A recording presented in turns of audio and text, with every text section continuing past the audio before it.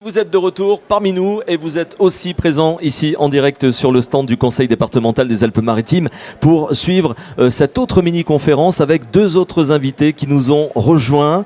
Bonjour messieurs, soyez les bienvenus. Alors là, on va parler de technologie d'experts et non d'élite.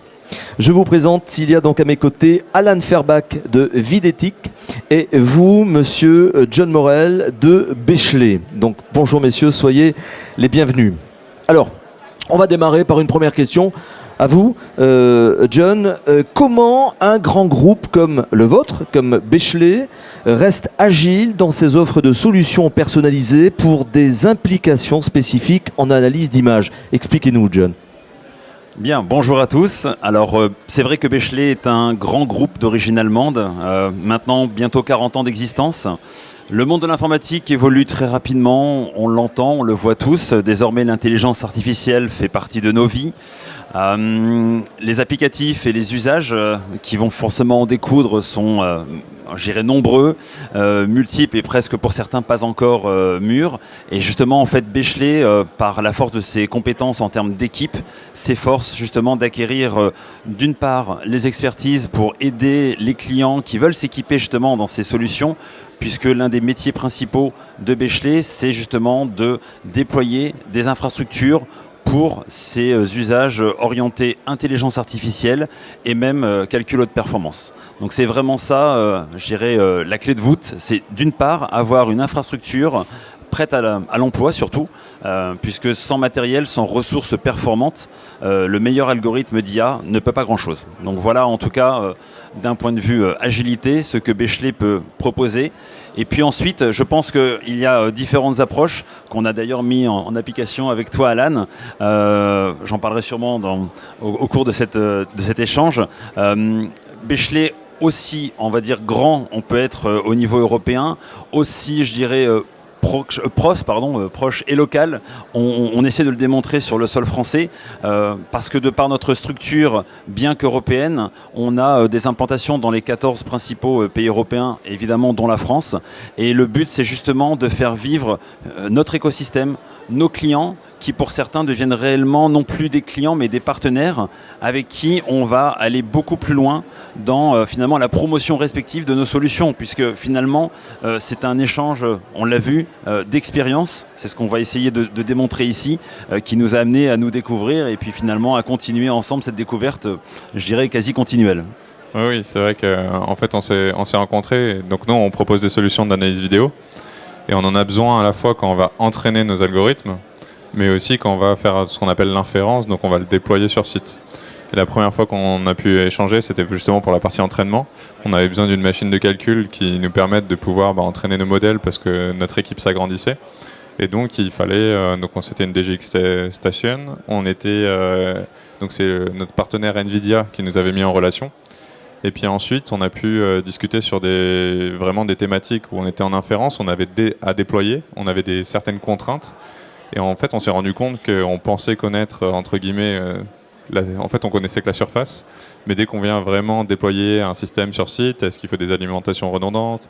Est-ce qu'il va falloir avoir un stockage particulier? Quel type de stockage on va mettre? Pour rentrer un peu plus dans la technique sur toute la partie carte graphique, aussi, il y a différents types de PCI. Quand nous, on lit la doc tout simplement, on voit qu'il y a 6 cartes qui peuvent rentrer, on dit qu'il n'y a aucun problème, sauf qu'en fait, il peut y avoir des petites surprises. Donc c'est vraiment toute cette expertise qu'on a pu trouver chez Bechley, qui a su nous écouter, nous, petites startups qui faisons au démarrage une commande tous les mois ou tous les 2 mois. Donc c'était vraiment quelque chose qui était au démarrage. Ce qu'on peut des fois ne pas retrouver quand on travaille avec des grands groupes, où en fait on ne les intéresse pas tant qu'on n'a pas vraiment un project à plusieurs dizaines de machines, de boîtes entre guillemets. C'est vraiment des vendeurs de boîtes, là où ça c'est plutôt des vendeurs de solutions, une infrastructure comme tu pouvais le dire. Je pense que là on peut insister, tu l'as dit que si tu pouvais nous accompagner sur la partie vraiment globale.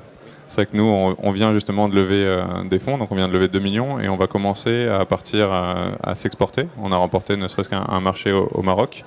Et l'importance d'un groupe comme Bechley, c'est que vous allez pouvoir nous suivre. On est en train justement aussi de signer contrat au niveau de Dubaï, donc au niveau des Émirats. Donc ça, voilà, c'est vraiment un point important aussi qui fait la force de Bechley, je pense. Oui, et encore une fois, ce qu'on peut amener, alors de notre point de vue, encore une fois, matériel, mais aussi partenariat, encore une fois, avec nos propres partenaires de solutions, c'est finalement d'amener cette formation continue sur les nouveautés, des nouveaux usages qu'on va finalement transmettre. Après, c'est vrai, tu l'as dit, et on n'a pas hésité finalement à croire au projet, parce que finalement, pour nous, c'est aussi une manière de démontrer que les compétences que nous avons en interne, on sait les mettre en pratique. Bien souvent, ces technologies, que ce soit encore une fois l'intelligence artificielle, alors moi je parle plutôt aussi de calcul haute performance, ça reste relativement abstrait parce que finalement c'est quelque chose dont on n'a pas forcément l'usage journalier. Et pourtant, on s'aperçoit que finalement, de plus en plus, tous les jours, on va finalement chacun... même à titre personnel, avoir ces nouveaux usages. Et donc, il faut mettre en place ces solutions. C'est vrai que cette vision, finalement, je dirais à différents niveaux, alors je ne sais pas si c'est une fusée qu'on pourrait dire comme image, mais plus en termes de structure, Bechley vraiment l'a propos. C'est-à-dire qu'au niveau France, on a des structures qui permettent de répondre très localement. Au niveau Europe, bien entendu, le groupe est structuré déjà au niveau européen depuis de très nombreuses années. Et puis désormais, on a même des capacités à se déployer finalement, à nous déployer en tant que Bechley au travers le monde entier avec des sociétés qui sont un peu le miroir de Bechley. Donc c'est comme ça qu'on peut réellement, encore une fois, accompagner la croissance et l'évolution d'une structure comme Videtix. Et puis derrière, c'est aussi de démontrer que c'est possible. C'est-à-dire qu'il ne faut pas hésiter quand on a une superbe idée, tu l'as eu, enfin vous l'avez eu, pardon, et voilà, nous on est là aussi pour la mettre en avant, donc on ne va pas hésiter à user de notre capacité, quelque part, de notre puissance dans un sens marketing, mais surtout de communication, parce que finalement, ce genre de démonstration de cas concrets et encore une fois d'efficacité et de réussite, ça peut donner aussi l'envie à d'autres de se dire oui, c'est possible, il ne faut pas hésiter. Donc ça, c'est vraiment quelque chose que j'aime faire, parce que c'est finalement l'aboutissement d'un projet qu'on a initié vraiment depuis le début, et puis maintenant qui va encore aller plus loin, et je pense, je le souhaite évidemment, pendant les futures années qui vont nous suivre. Non, c'est vrai que je pense qu'une part importante de Bechley, c'est sur la communication. On a pu justement faire des cas d'usage ensemble, on a pu les mettre en valeur. On a pu, justement, je me souviens, c'était justement avec Pierre-Alexis, on était vraiment à nos débuts, on a commencé en fait dans un garage, on s'est dit que c'était la meilleure manière de commencer. Et justement, John nous avait présenté, et il nous avait présenté comme en fait vraiment une boîte active qui marche.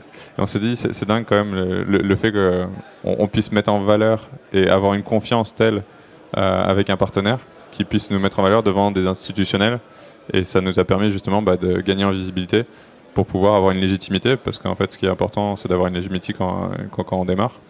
Donc c'était vraiment une bonne chose en tout cas de clairement pouvoir et on aime bien faire l'inverse aussi, donc bon, vous n'avez pas besoin de visibilité, je pense pas, ça marche aussi, mais néanmoins on le prend.